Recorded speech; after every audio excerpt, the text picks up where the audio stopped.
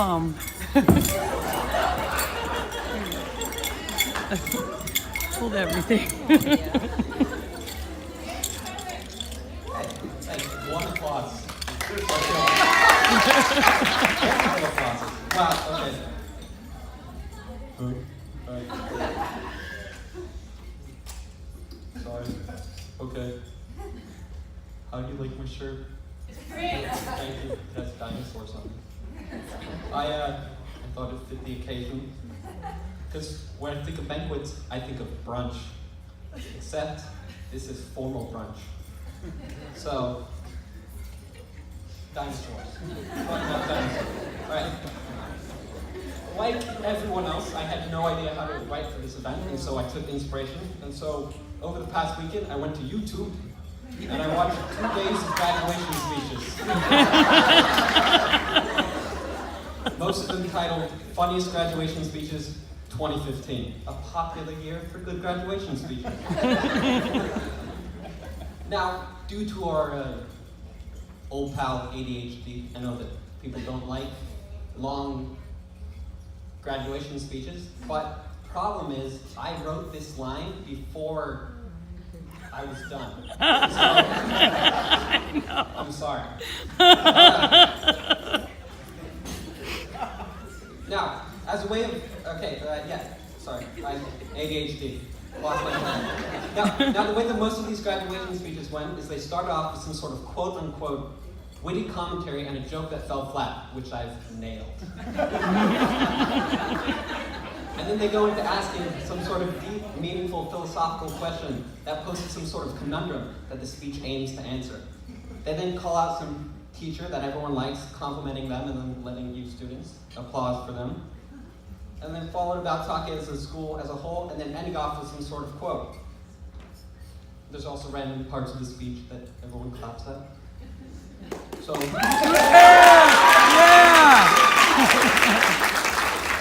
as I have aimed to mimic these, be prepared. Question.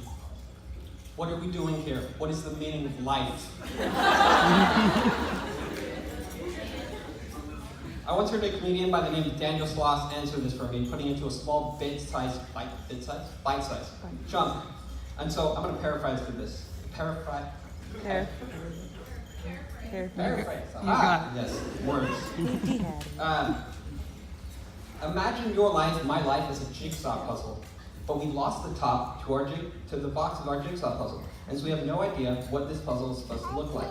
So the best way that we can solve the puzzle is when you don't have a picture, is to start at the corners, the outer linings. And those 4 corners being family, friends/hobbies, /interests. No, friends, sorry. Hobbies/interests, and job. Now obviously as you go through life, some of these are bound to change and you'll make new friends. Give me a second, all right. And you'll make new friends, and then you'll lose contact with old, and so you'll have to replace those lost puzzle pieces with the pieces you found. Sometimes you'll have family members that die, and this leaves a big hole in your puzzle. And in that moment, you'll have to find a way to fill a void, otherwise you'll feel incomplete forever. And clarification. Before coming to Milliken Compass, I was missing these quarters, well, some of them.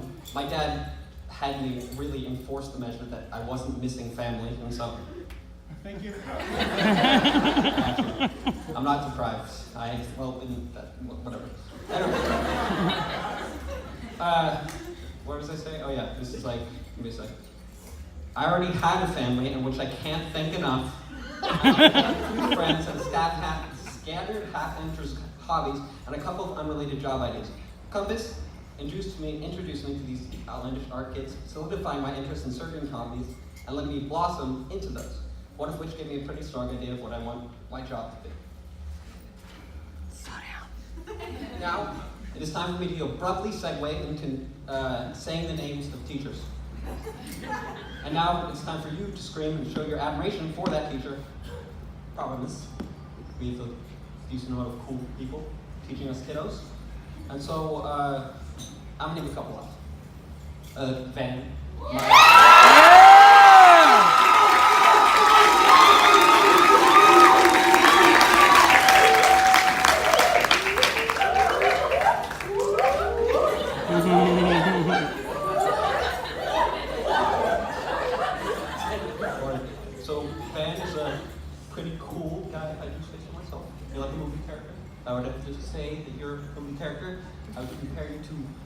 sloth from the Goonies.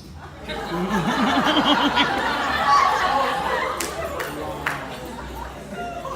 welcome. Intimidating and gargantuan at first, but in actuality really caring, a sweetheart, helping those in need, for going that extra mile as a teacher, for lending me that 125 in 9th grade that I yet to pay back. You take interest in your students' work, some would say a little too much, as your grade assistant. But I've jumped leaps and bounds as not only in my English skills, but as a person. I feel like I'm a better human being, and I've been lucky enough to be yours student. All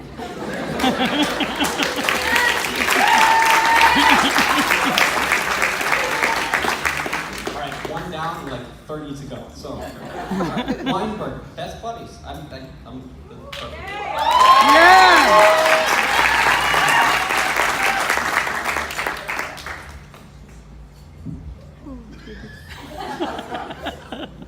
Best buddies, working every event. You work so hard all the time, consistently being one of the last people to leave. And combined with the biggest hearts of anyone I know, Compass is incredibly lucky to have you. You're one of my favorite people at Milliken, and I enjoy every chance I get to work and talk with you.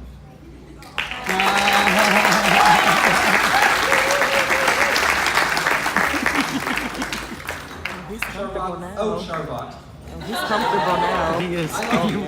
Ninth grade one time, I was rocking this terrible man bun / ponytail / monstrosity back then. Oh yes, all of us man buns. And yet you still like me for the Smeagol Gollum kid I was. The entire reason.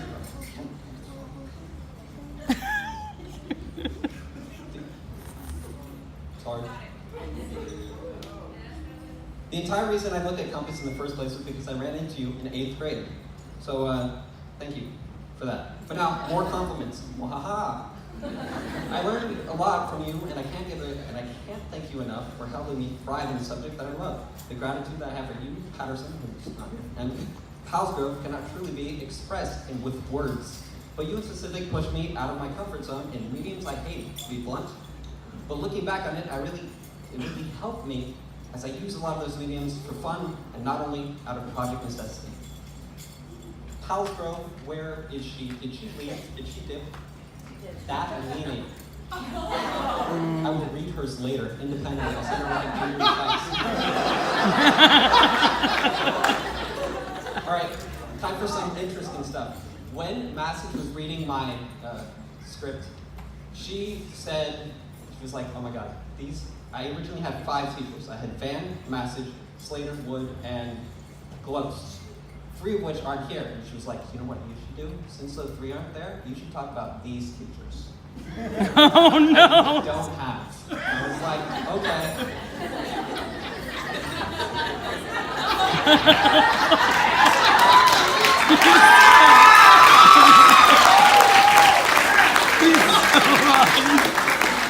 I'm so sorry. I'm sorry. Now, I should be using the knowledge of my 464 Instagram followers and 5 select friends spanning many grades, too, and telling you what they have said to me. Also, nice to meet you guys. I generally shake hands with formal introductions. All right. York.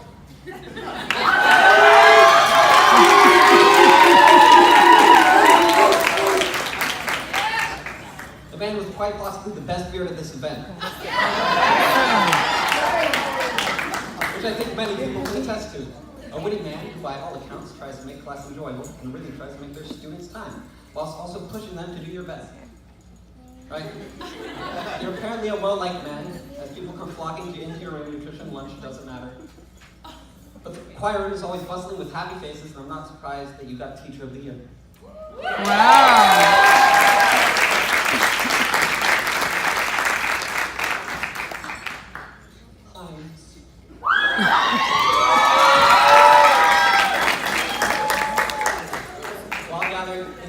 For your blurb, there was always 3 things that people wanted me to know: that you were understanding, patient, and effective, as you speaking clearly and concisely, using various methods to convey information to your students' brain.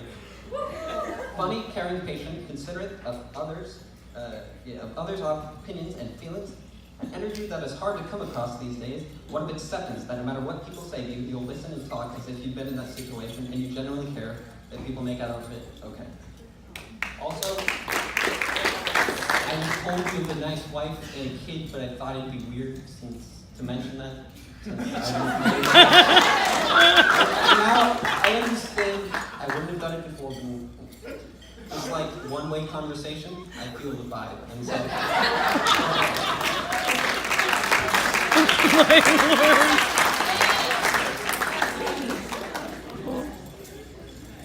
Genevieve?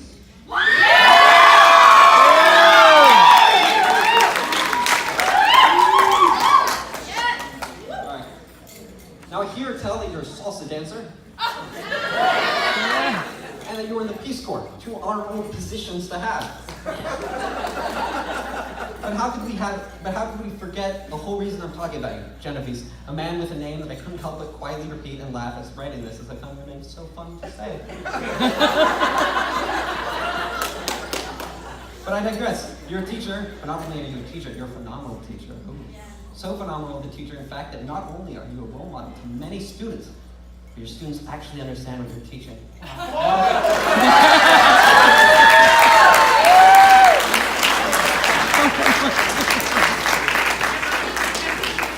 An unheard of concept. Where was I? I lost my place. ADHD.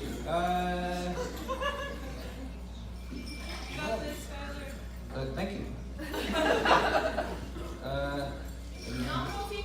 Yeah, I know that. Megan really helped me write this, and so I'll be prepared. Okay. Yeah, so phenomenal as a teacher. In fact, that not only okay. They process it, remember it vividly. They like learning it. And you teach science, even though that's one of my favorite subjects, right? I understand that it's kind of a hit or miss class. My friend told me, Megan, that not only do you teach the only science class that she's ever felt confident in, but you're also the sole reason why she doesn't hate science. Awesome. Awesome.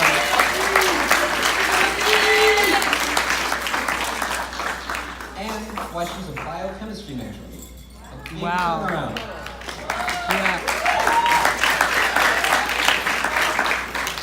You actually turn someone who hated science into a biochemistry major. That speaks volumes. Now, time to add more parts that Megan. Above all, however, Mr. Genevieve is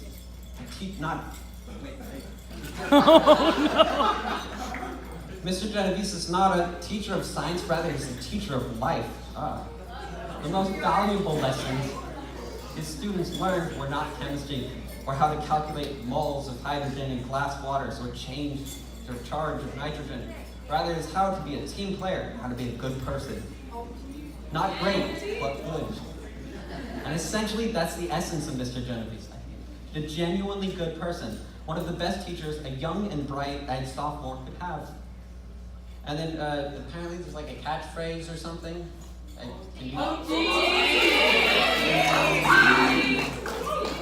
That's the one. Now, Massachusetts turn.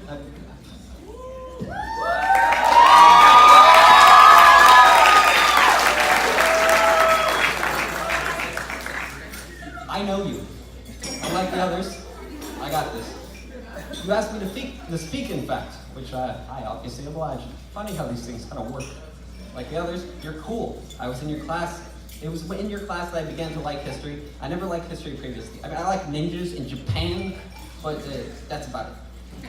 But I loathed going to history class. I never liked history as a class, but you opened the door, and capstone, wow.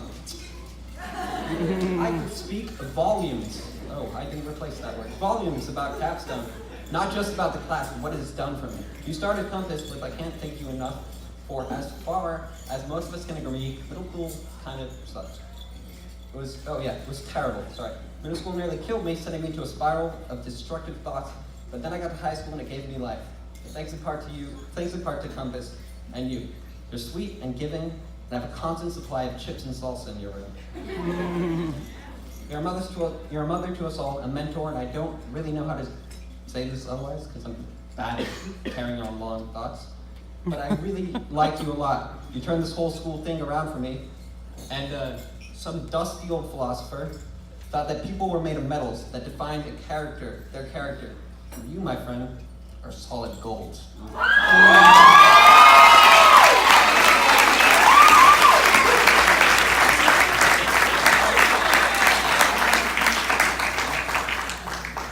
Oh wait, there's more. I'm sorry.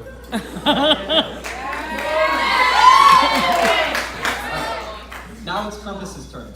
Moving on to the whole school as a thing, but being this is a Compass banquet, I kind of got to speak about that. Oh, Compass, I owe you so much. Where am I? Oh, you've taught me many things, made me grow as a person. I came into Compass a small, disorganized, little awkward kid, and now, well,